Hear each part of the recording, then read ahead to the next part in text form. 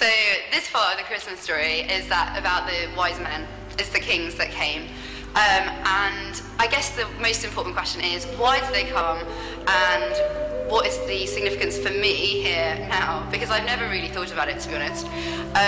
But the fact that these kings came, and these are guys who are used to being worshipped themselves, have absolutely everything in life, yet they are actually leaving everything and coming with these gifts and making a huge trek across the desert, and they are coming and bowing before this baby. It actually doesn't make sense if you think about it. Why would these kings actually be bowing to anybody? Yet they're bowing towards this tiny baby in a manger in the stable at the back of somewhere, because there's nowhere else to be. Basically, it actually doesn't make sense. So if the kings are willing to come and to lay absolutely all of their lives and the most costly things they have, for example, the gift of gold, to this king, to the King of Kings, then what should my response be?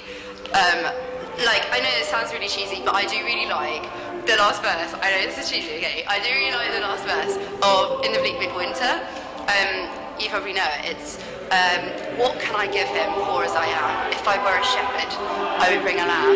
If I were a wise man, I would do my part. Yet what I can, I give him. I give my heart. And this just shows that Jesus, who is the King of Kings, all he requires of us is to make him number one and give our hearts to him, and recognise his kingship. And I know that I really struggle with this, because it's like this constant battle in my life of kind of me versus God. Like, I want to put myself as number one. Like, I care far too much about like what other people think and like what I want to do and my plans for this life. And what God just requires us to do is just lay it all before him and just be like, okay, you're number one, and just to worship him.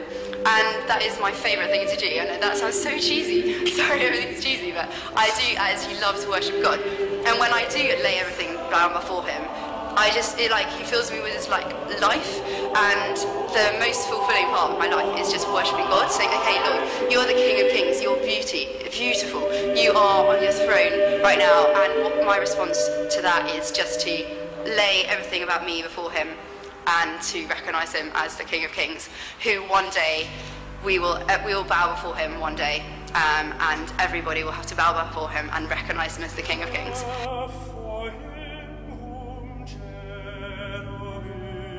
So I guess the challenge from this story for me here at St Andrew's Christmas is just to let go of all the things that get in the way of putting God as a number one in my life as a Christian.